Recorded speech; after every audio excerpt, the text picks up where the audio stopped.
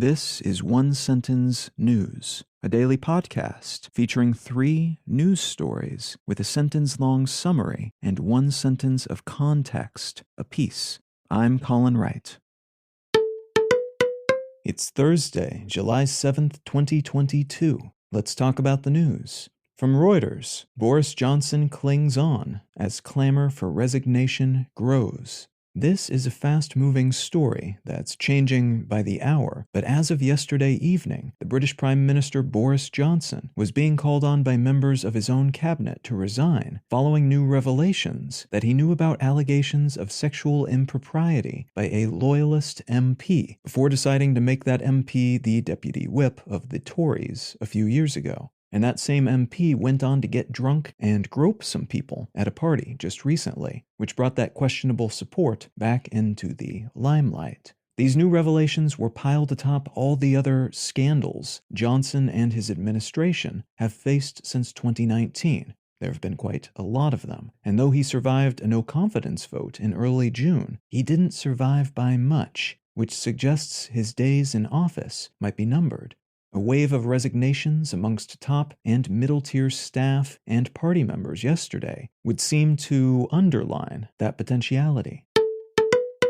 From the Associated Press, homes of 85,000 people at risk, but rain eases around Sydney. Evacuation orders and warnings to prepare to evacuate had been issued to around 85,000 people in the Sydney area as of yesterday, as floodwaters continued to rise in some regions and a flooding emergency extended into its 5th day.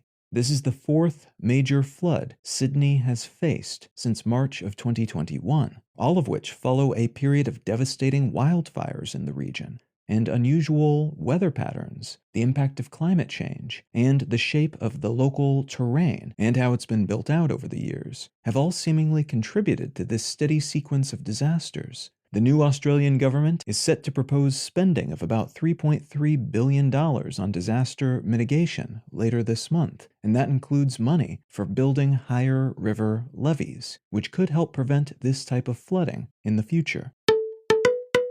And from Al Jazeera, Italy declares state of emergency for drought-stricken north.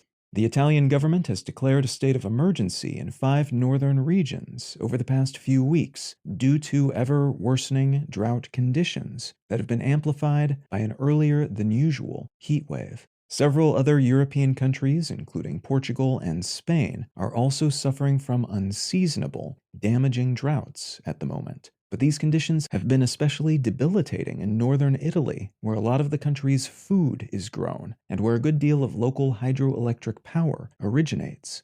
And it's gotten to the point where they are rationing drinking water, so there's very little water available for power generation or crop irrigation.